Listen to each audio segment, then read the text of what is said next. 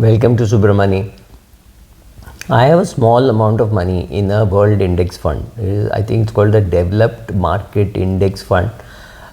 Somebody from one fund house called up and said put some money there. So I took all the money lying in other fund schemes and put it in that fund, which is a disastrous move for the fund house because I was going from higher cost funds to one of their least cost funds. I actually don't know whether I'm making money, and after I finish the shoot I'll go and have a look at that, how that fund is doing. No, I'm not very much concerned. It's not a big amount of money that I put there. My total mutual fund portfolio itself is not very high, but yes, I have some money in an index fund. And many people tell me that, oh, I've checked, but fund managers are unable to beat the index. Face it, fund managers being unable to beat the index does not mean you can beat the index, or does not mean you should go and do direct investing. You should do it if you enjoy doing it. I know people who enjoy doing it. I know a person with a well close to 150 175 crore kind of a portfolio with just 10 11 shares. At one point it was 14, now it is down I think to 11. He knows where he has invested, he knows what he has done, he talks to some of the management. Not all the management are wanting to talk to him. He's not so big. So he's made some money in small cap, mid cap. Sometimes he's got stuck in them. He's made money in large cap. So all kinds of combinations exist, but he enjoys it. He thoroughly enjoys it. He has an advisor. He can sit with the advisor, talk for hours about the companies in which he has invested, just 9, 11 companies. But he knows them inside out. He has dossiers on them. He tracks what the promoter does. He talks to me and says, I think this looks very good. This quarter results will be very good. So I'll sell some shares and buy it back when nobody else is interested in this. He does all these kind of things. But then he wants to do it, right? Apart from running a business which he does not enjoy so much, which was his father's business, he's still running it.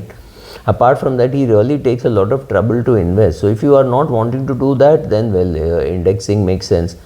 Why can't fund managers beat the index? Let me tell you that also. Fund manager has to have a benchmark. This is a very peculiar Indian thing. So even if I start running something like an opportunity fund, an opportunity fund does not conform to any particular style, right? But even an opportunity fund will have to have some index, some benchmark. So it could be the NSE 100, it could be the BSE 100, or it could be anything like that. And so if you are doing that, then people expect you to perform like the index. If you have to perform like the index, you have to copy the index. So imagine I have to copy an index, or largely at least 60-70% I have to copy the index, and I have only 30% leeway with which I have to do whatever I want, so that tomorrow you cannot I cannot be told by my investor that you underperformed because you went away from the index. But that is the very purpose. I'm an opportunity fund. If I see opportunity in pharma, I will go into pharma. If I see opportunity in mid cap, I'll go into mid cap. If I see opportunity in large cap, I'll see in large cap. Large cap, small cap, mid cap, value, growth. I am agnostic. I am just saying, I think this industry is not doing well. That is an opportunity for me. Therefore, I will enter. Can I actually run a fund like that with sticking to a benchmark? The answer is no. So fund managers beating the benchmark is almost impossible, because first of all you have to, can you imagine getting more marks? Let's say I'm dumb. I'm copying from my friend. My friend has written some solution, so and I just copy that, right? If that is wrong, I am going to get it wrong. If that is right, I am going to get it right. I am just copying. I can't get better than him because I am just copying. So if you are an indexer, or all these fund managers today are closet indexers, they don't have too much of a choice. They are being watched and told, oh, you have gone away from the norm. You should be 7% in technology, you are 8%, or I mean, it may not be that bad. But I'm just saying, I'm sure you're getting the hang of what I'm saying. So it's very difficult for a fund manager to consistently beat his or her own benchmark, because the benchmark is wrong, not because of anything else. If I give money to a fund manager, just imagine I go and give money to a fund manager, which can happen only in case of a PMS, and say, boss, go wherever you want to, do whatever you want. You move into gold, you move into cash, you move into large cap, mid cap, small cap, growth, value, but I want an absolute return of at least 9% or 10%, because inflation I think is 7%. I need 10% return, immaterial of what the market does, immaterial of what the indices do. If the indices have done 42% and you have done 12%, I'm still very happy, because my target is only 10. Not every investor has such a clear mandate, nor can SEBI allow such a mandate. So everybody has to have a benchmark. So everybody is copying the benchmark. If I'm copying from my friend, I can't get more marks than my friend. It's so simple to understand, right? So what is the solution? First, ask yourself some questions. Are you really interested in picking stocks? It's not going to be very easy, but you have to be interested in it. If you're not interested, you say, oh, I'll just watch some TV and watch some YouTube channels and I will be able to pick stocks. You're a disaster. Even anchors who try to create their own portfolio, I've seen the kind of huge mistakes that they have made in the past, right? So all this is important to know whether you want to really create a portfolio for yourself. Assuming for a minute that you want to create a portfolio for yourself, I'll tell you that it is easier perhaps for you to beat the index than it is for a fund manager, right? Your fund manager is driving let's say a 32 truck vehicle, or maybe a 36 truck vehicle, sorry, 32 tire truck, right? That's what he's driving, and he's driving through curves and bends and long roads, etc., right? He's got a very well trained driver. He's sitting in a nice AC cabin, but remember, he's got 32 tires. So if some small let's say Nano or a Maruti 800 were to come anywhere near him, you won't even be able to see it from the height at which he is. So it's very difficult to drive that, and to say, oh, but I could overtake such a big vehicle, I was just riding my cycle. Yes, it is possible for a short distance that your cycle moves faster than his truck because he's stuck in traffic, or he's moving very slowly for whatever reasons. But remember that it is easier for you to maneuver your small vehicle. Maybe it's a Nano, maybe it's a Mercedes, whatever. It is easier for you to maneuver your vehicle than it is for him to maneuver the 32 tire truck. So first of all that, and secondly, he has somebody supervising constantly, and either flying on a helicopter or going by a car and saying, you should have reached here, you have not reached. They do it for very important cargo. They send a vehicle along to make sure that the driver is not sleeping or the driver is paying attention. For whatever reasons, they go around and they keep telling their bosses where they are. Today, of course, GPS can do that job, but these kind of escorting does happen.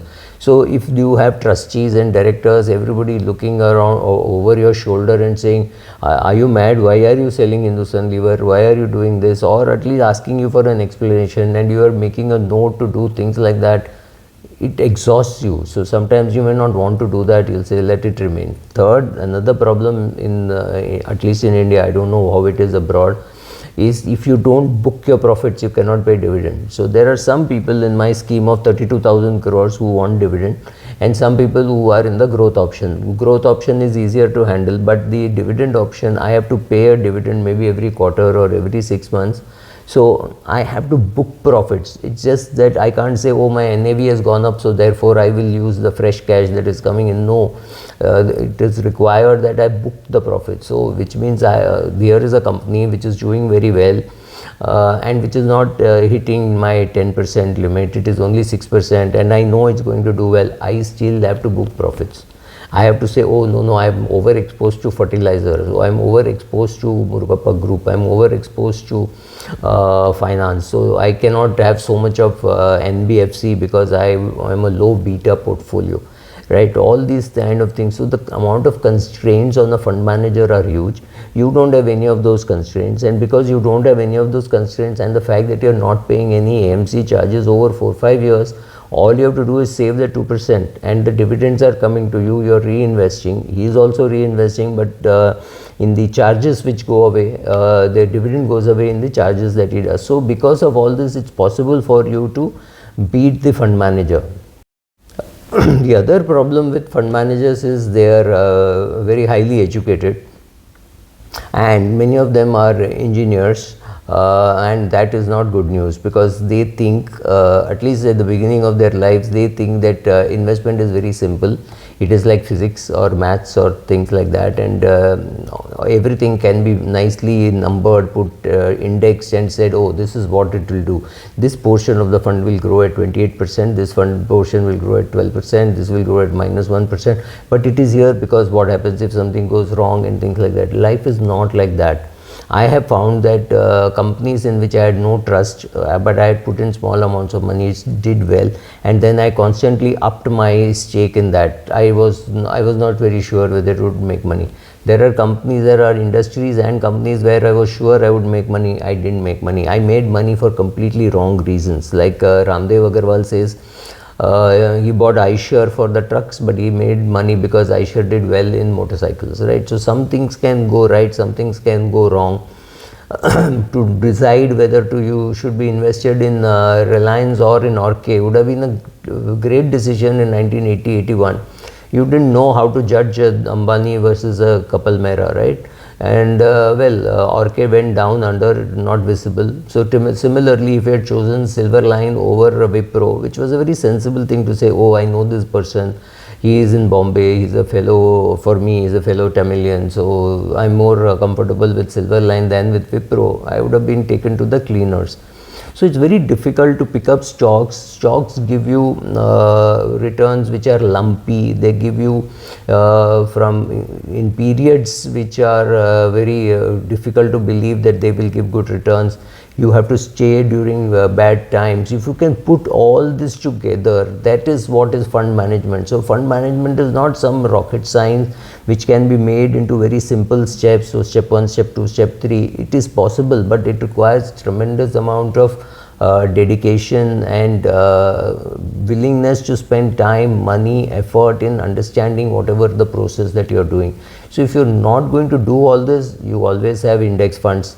But if you're happy doing this, I'm sure it's not very difficult to beat the fund manager, simply because you're running a smaller ship than or you're running a boat, or you're running a nano. He's running, like I said, 32-wheel truck, and that's far more difficult to maneuver. So if you're interested, do it. By all means, do it. I have done it, and not more than 10% of my money is with, or maybe 5% of my money is with mutual funds. I do pick stocks, but remember, I've been educated as a chartered accountant. I've been a member of the National Stock Exchange. I've been in this for long periods of time. I have an advisor. So all this combination, if you can get it right, one day you can say you beat the fund manager because of various reasons, but it is possible. So don't believe that, oh, a fund manager can't beat the market, I can't beat the market. Perhaps true, but the question to ask is, are you willing to learn?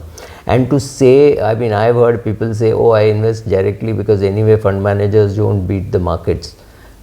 Don't fool yourself. When fund managers can't beat the market, it does not mean that you can beat the market just because you're not a fund manager. You can beat the markets provided you put in the huge amount of efforts that is needed. If you're not going to do that, stick to investing in an index fund. That's good enough. Thank you.